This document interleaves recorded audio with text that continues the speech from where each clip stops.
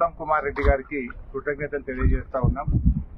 ముఖ్యంగా సిద్దిపేట నియోజకవర్గంలో 50,000 ఎకరాల్లో వరి పంట కాళేశ్వరం ప్రాజెక్ట్ కింద సాగవుతా ఉంది.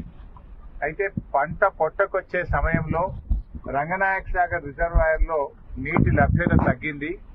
మరి పైనుంచి 1 టీఎంసీని పంపు చేసి పంటలు కాపాడాలని మేము ప్రభుత్వాన్ని కోరాం. దానిపైన స్పందించి ఈ రోజు అనంతగిరి రిజర్వాయర్ నుంచి 1 టీఎంసీ నీళ్లను రంగనాయక సాగర్ రిజర్వాయర్ లోకి పంపు చేస్తున్నందుకు మరి మా లేఖపై స్పందించినందుకు ఉత్తమ్ కుమార్ రెడ్డి గారికి ధన్యవాదాలు తెలియజేస్తూ ఈరోజు ఒక విషయంలో ప్రభుత్వం కళ్ళు తెరవాలి.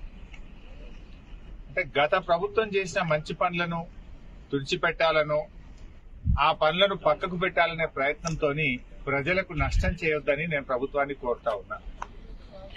ఈరోజు ఎస్ఆర్ఎస్పీ స్టేజ్ 2 కింద అటు తుంగతుర్తి గాని, సూర్యాపేట గాని, కోదాడ గాని, అదేవిధంగా ఎస్ఆర్ఎస్పీ ప్రాజెక్ట్ లో భాగంగా భూపాలపల్లిలో గాని చాలా చోట్ల పంటలు ఎండిపోతా ఉన్నాయి.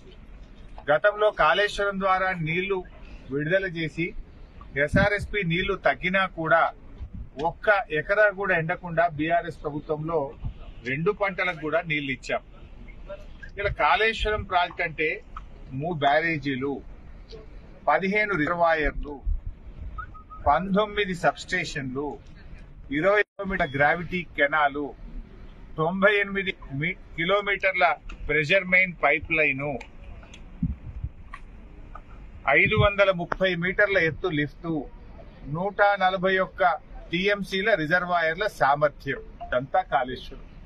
వీటన్నిటి సమాహారం కాళేశ్వరం ప్రాజెక్టు.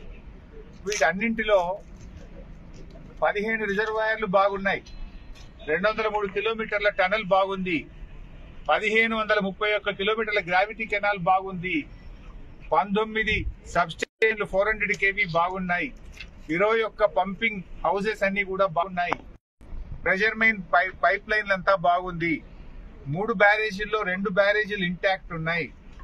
ఆ ఒక్క మేడిగడ్డ బ్యారేజీలో 7 బ్లాకులు ఉంటాయి. 7 బ్లాకుల్లో 1 బ్లాకులో 1 పిల్లర్ మాత్రమే కుంగింది.